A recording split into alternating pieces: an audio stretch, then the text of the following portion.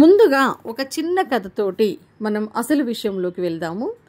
ఒకానొక సమయంలో ఒక ఊరిలో ఒక అతనికి బాగా గుర్రపందాలను చూసి ఎంజాయ్ చేయడము అనేది చాలా ఇష్టం ఉండేనట. గుర్రపందాలు అంటే చాలా ఇష్టం తనకి. ఎక్కడ గుర్రపందాలు నడుస్తున్నా కూడా పరిగెత్తుకుంటూ వెళ్ళిపోయి వాటిని చూస్తూ అవి పరిగెడుతూ ఉంటే అవి గెలుస్తుంటే కేరింతలు కొడుతూ ఎంజాయ్ చేసేవాడు అన్నట్టు. అంతగా గుర్రపందాల మీద మక్కువ పెంచుకున్నాడు. అయితే ఒకసారి ఆలోచించాడు, నేనే ఎందుకు గుర్రపందంలో పాల్గొనకూడదు? నేనే ఒక మంచి మేలుజాతి గుర్రాన్ని కొనుక్కొని నెక్స్ట్ జరగబోయే కాంపిటీషన్స్లో నేనే గెలుపొందాలి, నా గుర్రమే గెలుపొందాలి అని చెప్పేసి అంటే ఖచ్చితంగా నేను గెలిచి తీరాలి అని ఒక సంకల్పంతో ఏం చేశాడు అంటే మంచి మేలుజాతి గుర్రం కోసం వెతకడం మొదలుపెట్టాడు. ఎన్ని డబ్బులైనా సరే నేను మంచి మేలుజాతి గుర్రాన్ని బాగా పరిగెత్తేదాన్ని కొనుక్కొని వస్తాను అని చెప్పి ఇంట్లో చెప్పి బయలుదేరి మొత్తానికి వెతికి పట్టుకున్నాడు. బాగా వేగంగా పరిగెత్తగలిగేటువంటి ఒక మేలుజాతి గుర్రాన్ని తీసుకొని వచ్చాడు. ఇక తన సంతోషానికి అవధులు లేవు. కనపడ్డ వాళ్ళకి, కనపడిన వాళ్ళకి, అడిగిన వాళ్ళకి, అడగని వాళ్ళకి ప్రతి ఒక్కరికి చెప్పుకుంటున్నాడు, ఈసారి గెలుపు నాదే, నా గుర్రమే గెలుస్తుంది. చూడండి, మీరందరూ చూస్తుండగానే మిగతా గుర్రాలన్నింటినీ చుట్టుపక్కల ఊర్లో వాటన్నిటిని ఓడించి నా గుర్రం గెలిచి నన్ను గెలిపిస్తుంది చూడండి అని చెప్పుకుంటూ చాలా ఎగ్జైట్మెంట్గా ఫీల్ అవుతున్నాడు. ఇక దాన్ని ఆ మేలుజాతి గుర్రాన్ని మంచిగా తీసుకొచ్చి ఒక దగ్గర కట్టేసి దానికి బలం రావాలి అని చెప్పేసి మంచి బలవంతమైనటువంటి ఆహారాన్ని ఇస్తూ చాలా ఆనందపడిపోతుంటాడు. గుర్రపందాల రోజు కోసం చాలా చాలా చాలా యాంగ్జైటీగా వెయిట్ చేస్తుంటాడు అన్నట్టు. ఇక నెక్స్ట్ గెలుపు నాదే అని. ఇంతలో గుర్రపందాలు రానే వచ్చినాయి. తన గుర్రం పందెంలో పాల్గొన్నది, రన్నింగ్ రేస్లో. కానీ షాకింగ్ ఏంటి అంటే ఆ మేలుజాతి గుర్రం ఓడిపోయింది. ఒక్కసారిగా తను అవాక్కైపోయాడు, ఏడ్చాడు, అంటే చాలా బాధపడ్డాడు. ఏంటి నేను ఇంత కష్టపడ్డాను, కష్టపడి దేశంలో ఎక్కడ లేనటువంటి ఒక మంచి మేలుజాతి గుర్రాన్ని కొనుక్కొచ్చుకున్నాను, వేగంగా పరిగెత్తేది, అందరికీ చెప్పుకున్నాను, ఇలా ఓడిపోయింది ఏంటి, నన్ను ఇలా చేసింది ఏంటి అని చెప్పేసి చాలా దిగాలు పడిపోయాడు. అయితే ఈ కథ నుంచి మనం ఏం నేర్చుకోవాలి అనేది చెప్పడానికంటే ముందు ఒక చిన్న విషయం. ఈ కథలో ఉన్నటువంటి మనిషి మాదిరిగానే మనకు కూడా చాలామందికి చాలా రకాల కోరికలు ఉంటాయి, ఆశయాలు ఉంటాయి, లక్ష్యాలు ఉంటాయి. పలానా నోటిఫికేషన్ రాబోతుందట, నేను ఉద్యోగాన్ని కొడతాను, పలానా డిఎస్సి వస్తుంది, ఈసారి డిఎస్సిలో నాదే ఉద్యోగం, నా పోస్ట్ ఖచ్చితంగా ఉండి తీరాల్సిందే, పలానా ఎస్ఐ నోటిఫికేషన్లో ఖచ్చితంగా నాదొక పోస్ట్, పలానా గ్రూప్ 2లో నాదొక పోస్ట్, ఇలా ఖచ్చితంగా నేను సాధిస్తాను అని మనసుకు అనుకునే వాళ్ళు చాలామంది ఉంటారు, అభ్యర్థులు. అయితే ఇక్కడ వచ్చిన బాధ ఏంటి అంటే ఎవరైనా సరే అనుకోవడం దగ్గర ఆగిపోయి ప్రాక్టీస్ అనేది లేనప్పుడు, సాధన అనేది లేనప్పుడు, కష్టపడటం అనేది లేనప్పుడు మన జీవితం కూడా ఇక్కడ ఓడిపోయినటువంటి గుర్రం లాగానే తయారవుతుంది. ఇక్కడ ఈ గుర్రపు కథలో మనం నేర్చుకోవాల్సింది ఏంటి అంటే నిజానికి అది మేలుజాతి గుర్రం, ఖచ్చితంగా గెలిపించే గుర్రమే. కానీ తను చేసిన తప్పేంటి, దాని యొక్క ఓనరు అంటే నేను గెలుస్తాను అని అనుకున్నాడు, కానీ దానికి మంచి మేత పెడుతున్నాడు, కానీ దాన్ని రోజు గెలవాలి అంటే రోజు పరిగెత్తించాలి, ప్రాక్టీస్ చేయించాలి అన్న విషయాన్ని మర్చిపోయాడు.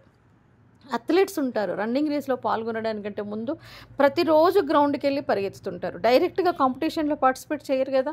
మరి ఇక్కడ గుర్రాన్ని కూడా తను ఏం చేయించాల్సి ఉండే, రోజు ప్రాక్టీస్ చేయించాల్సి ఉండే, సాధన చేయించాల్సి ఉండే. దానిలో పరిగెత్తగలిగే శక్తి ఉన్నప్పటికీ కూడా సాధన లేకపోవడం వలన అది ఓడిపోయింది. అక్కడ జరిగిన విషయం అది. అలాగే మనల్లో కూడా సాధించగలిగే శక్తి ఉండి, గెలవగలిగే శక్తి ఉండి, సరైనటువంటి మార్గంలో సాధన లేకపోవడం వలన, ప్రాక్టీస్ లేకపోవడం వలన ఓడిపోయే వాళ్ళే ఎక్కువ మంది ఉంటారు. నిజానికి ప్రాక్టీస్కి చాలా బలం ఉంటుంది, పవర్ ఆఫ్ ప్రాక్టీస్. ఇది మనం ప్రాక్టీస్ చేస్తే, సాధన చేస్తే బిలో యావరేజ్ వాళ్ళు కూడా ఉన్నత స్థాయికి వెళ్ళగలుగుతారు.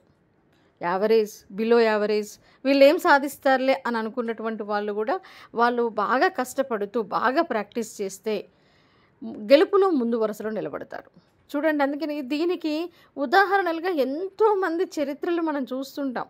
అది గేమ్స్లో కావచ్చు, అంటే స్పోర్ట్స్లో కావచ్చు, ఏదైనా సరే ఉన్నత ఉద్యోగాలు సాధించిన వాళ్ళలో కావచ్చు, ప్రతి ఒక్కరిలో కూడా. అంటే మనకు లక్ష్యం ఉండగానే సరిపోదు, దాన్ని సాధించడానికి మనం కష్టపడటం ఒక ఎత్తు అయితే, ఒక పద్ధతిలో ప్రాక్టీస్ చేయడం అనేది ఒక ఎత్తు. చిన్నపిల్లవాడు చూడండి, మొదట తప్పటడుగులు వేస్తాడు, కూర్చున్నవాడు కాస్త లేచి నిలబడతాడు, లేచి నిలబడ్డవాడు కాస్త మొదటి అడుగేస్తాడు, తూలుతాడు, కింద పడతాడు, మళ్ళీ అడిగేస్తాడు, తూలుతాడు, కింద పడతాడు. అలా నడుస్తూ నడుస్తూ నెమ్మదిగా నడవడంలో రాటుదేలుతాడు. అలాగే ఏది రాని వాళ్ళు కూడా ప్రయత్నిస్తే అన్నిటినీ నేర్చుకోవచ్చు. ఏది సాధించలేని వాళ్ళు కూడా ప్రాక్టీస్ చేస్తే ఖచ్చితంగా సాధించవచ్చు. కాబట్టి ప్రాక్టీస్ అనేది గెలుపులో ప్రధాన పాత్ర వహిస్తుంది.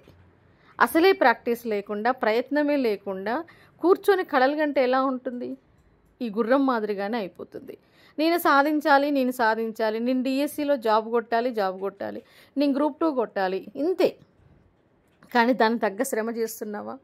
దానికి సాధించడానికి కావలసిన విధంగా ప్రయత్నం చేస్తున్నారా? ప్రాక్టీస్ చేస్తున్నారా? ఒక అంశం చాలామంది చెప్తుంటారు, మాకు పలానా అంశం పట్ల లేదా పలానా సబ్జెక్టులో ఎంత చదివినా గుర్తుకుండడం లేదు, ఎంత చదివినా చదవనట్టే ఉంటుంది, ఎంత చదివినా ఎగ్జామ్కి వెళ్ళేసరికి నేను మంచి మార్క్స్ స్కోర్ చేయలేకపోతున్నాను, ఫెయిల్యూర్ అవుతున్నాను అని చెప్తుంటారు. ఇక్కడ కావాల్సింది ప్రాక్టీసే. మీకు సాధించాలి అనే తపన ఉండడం ఒక ఎత్తు అయితే, దానికి తగ్గట్టుగా కష్టపడటం ఒక ఎత్తు అయితే, ఆ కష్టంలో ప్రధాన పాత్ర పోషించాల్సింది ప్రాక్టీస్. చాలా సందర్భాల్లో చెప్పుకుంటాం మనం, ప్రాక్టీస్ అనేది, సాధన అనేది ఒక మనిషిని పర్ఫెక్ట్గా తయారు చేస్తుంది అని. అదేవిధంగా కాంపిటేటివ్ ఎగ్జామ్స్లో అయినా అంతే, ఏ విషయంలో అయినా అంతే. మనం దీన్ని ప్రతి విషయానికి అన్వయింపజేసుకోవచ్చు. ముఖ్యంగా కాంపిటేటివ్ ఎగ్జామ్స్ రాసే వాళ్ళకి ఇది ఇంకా చాలా important. Not only competitive, any competition, ఈ అన్ని రకాలైనటువంటి పోటీలు, అది ఎడ్యుకేషన్కి సంబంధించినవి కావచ్చు, గేమ్స్ కావచ్చు, స్పోర్ట్స్, ఏదైనా సరే. జీవితం అనేది ఒక కాంపిటీషన్ అనుకుంటే మనం అందులో మనకు గెలుపు రావాలి అంటే మనం ఖచ్చితంగా ప్రాక్టీస్ చేస్తూనే ఉండాలి. కాబట్టి మీరు ఏదైనా సాధించాలి అనుకున్నప్పుడు దానికి తగ్గ శ్రమ చేయండి. ముఖ్యంగా ఎక్కువ సార్లు ప్రాక్టీస్ చేయండి. ప్రాక్టీస్ చేస్తూ ఉంటే మీలో తెలియని టాలెంట్ మీ ముందుకు వస్తుంది. మీలో ఉన్నటువంటి ఆ కొద్దిపాటి టాలెంట్ అనేది విస్తృతం అవుతుంది, జ్ఞాపక శక్తి పెరుగుతుంది, మిమ్మల్ని ఉత్తేజపరుస్తుంది, గెలుపులో ముందు వరుసలో మిమ్మల్ని ఉంచడానికి దోహదమవుతుంది. కాబట్టి కేవలం కలలు కనగానే సరిపోదు, ఆశ ఉండగానే సరిపోదు, ఆశయాలు ఉండగానే సరిపోదు, లక్ష్యాలు ఉండగానే సరిపోదు.